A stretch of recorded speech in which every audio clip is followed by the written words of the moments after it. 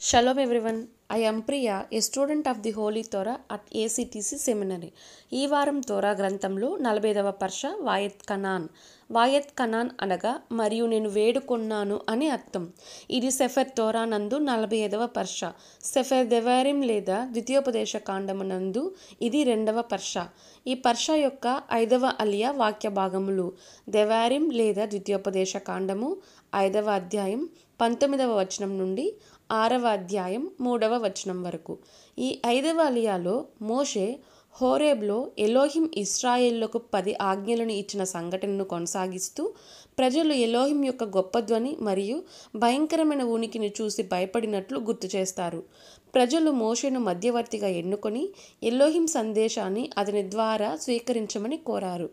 ఎలోహిం ఈ ఏర్పాటును ఆమోదించి ప్రజలు తన ఆజ్ఞలకు విధేయులైతే వారు ఆశీర్వాదాలను పొందుతారని వాగ్దానం చేస్తారు. మోషే ఇశ్రాయేళ్లకు ఎలోహిం యొక్క చట్టాలను మరియు ఆజ్ఞలను జాగ్రత్తగా పాటించమని, వాటిని తమ సంతతి వారికి నేర్పమని ఆదేశిస్తారు. తద్వారా వారు వాగ్దాన భూమిలో దీర్ఘకాలం జీవిస్తారు.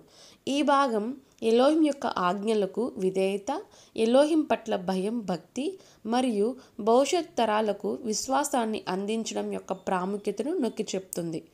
ప్రియమైన స్నేహితులారా, మరిన్ని తోరా పాఠాల కోసం మా యూట్యూబ్ ఛానల్ను సబ్స్క్రైబ్ చేయండి. షలోమ్ లెహిత్రోత్.